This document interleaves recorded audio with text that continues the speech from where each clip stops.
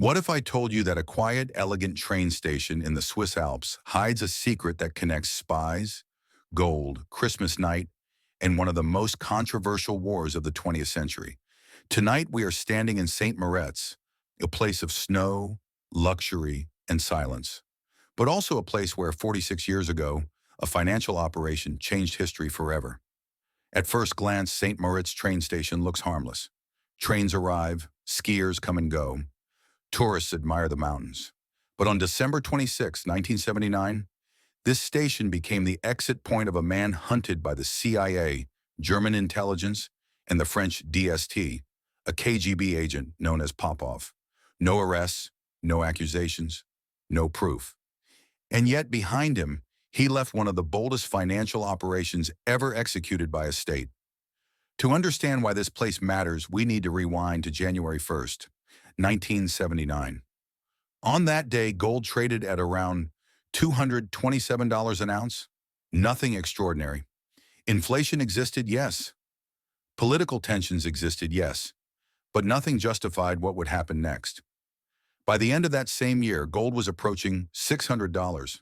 And by early 1980, it would briefly touch levels the world would not see again for decades. This wasn't luck. This wasn't coincidence. It was preparation. Throughout 1979, quietly and methodically, Soviet-linked accounts began buying gold everywhere they could. Physical gold, futures, certificates, but most importantly, options. Cheap call options. Calls priced at $400, bought for cents. To most traders, it looked reckless. To Popov and his handlers, it was a calculated move, because they knew something the world didn't.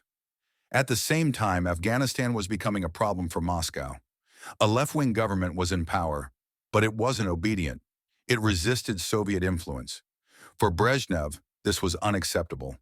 The decision was made in secrecy. The Soviet Union would invade Afghanistan. Not just invade, but do it on Christmas Eve, December 24th, 1979. When markets were closed, governments were distracted, and the West was asleep. When markets reopened on December 26th, gold exploded. In a single move, it jumped nearly 20%. Panic, fear, geopolitical shock, all the ingredients that push investors into safe havens were suddenly present. But the Soviets were already there, waiting, holding massive positions.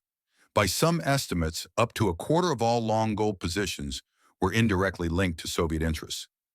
Popov's role was simple and brilliant: buy, organize, hide, and wait.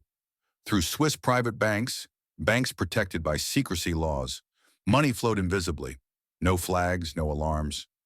Switzerland was the perfect financial battlefield, and St. Moritz, with its discretion and elite clientele, was the perfect cover.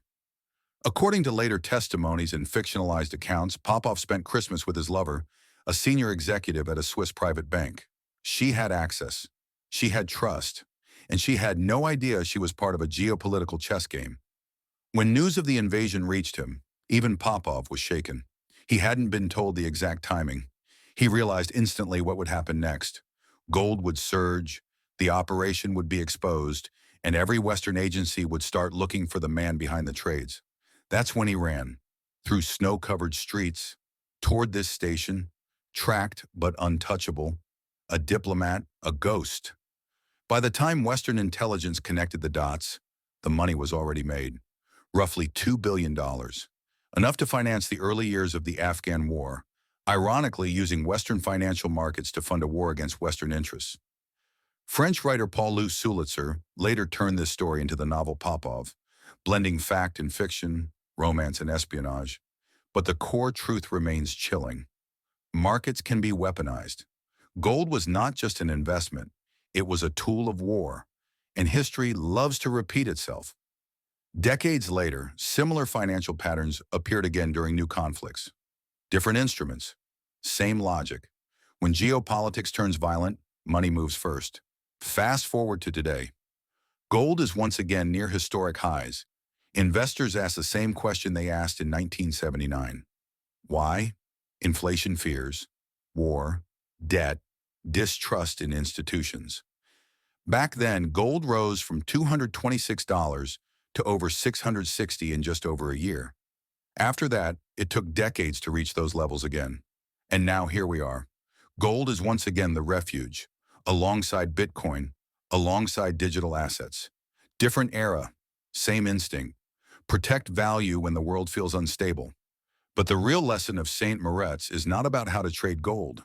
It's about how power operates silently. Wars don't start on battlefields.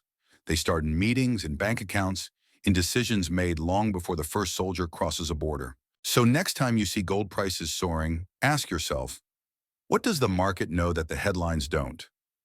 And if a single train station could witness the financing of a war without a single shot fired, how many other places around the world are hiding similar stories right now? What do you think? Are markets still being used as weapons today, just in more sophisticated ways? Let me know in the comments.